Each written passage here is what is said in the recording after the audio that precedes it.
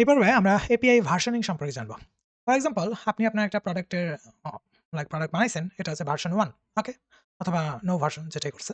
এখন আপনার একটা নতুন একটা ভার্সন চলে আসছে প্রোডাক্টের জন্য। মোর ইমপ্রুভড ভার্সন একটা।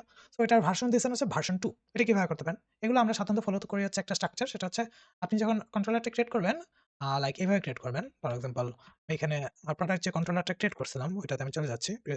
মেক কন্ট্রোলার, এই যে এটার পূর্বে আমি কি করব? আমি এখানে একটা ভার্সন দিয়ে দিব। এটা হচ্ছে আপনি এখানে দিবেন হচ্ছে V1, ওকে? V1 দিয়ে আপনি একটা স্ল্যাশ দিয়ে দিলেন, ওকে? V1 হচ্ছে আমার স্ল্যাশ, ওকে? V1 slash product.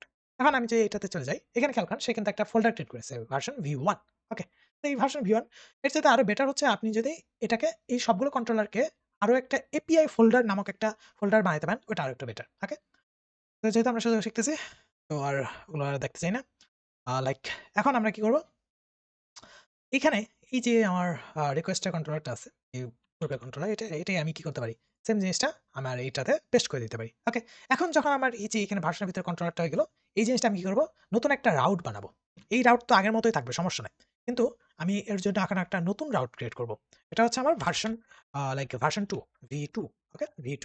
এখন ভার্সন 2 এর জন্য আমি কি করব? একটা রাউট আমি গ্রুপ ক্রিয়েট করতে হবে প্রিফিক্স এর মধ্যে, প্রিফিক্স। প্রিফিক্স হচ্ছে আমার কি হবে?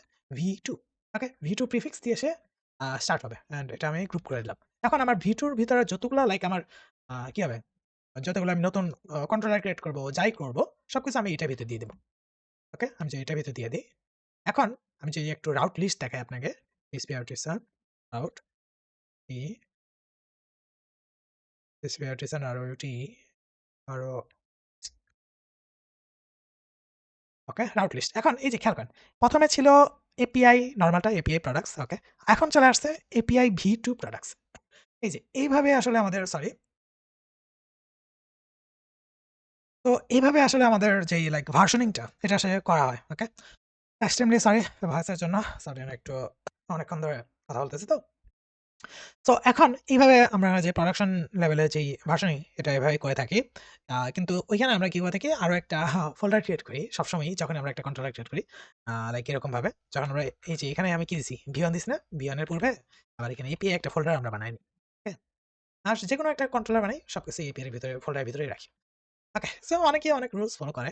এটা হচ্ছে একটা বেসিক একটা রুল যেটা আমরা বেশিরভাগ সময় ফলো করে থাকি ভার্শনিং এর জন্য। ওকে?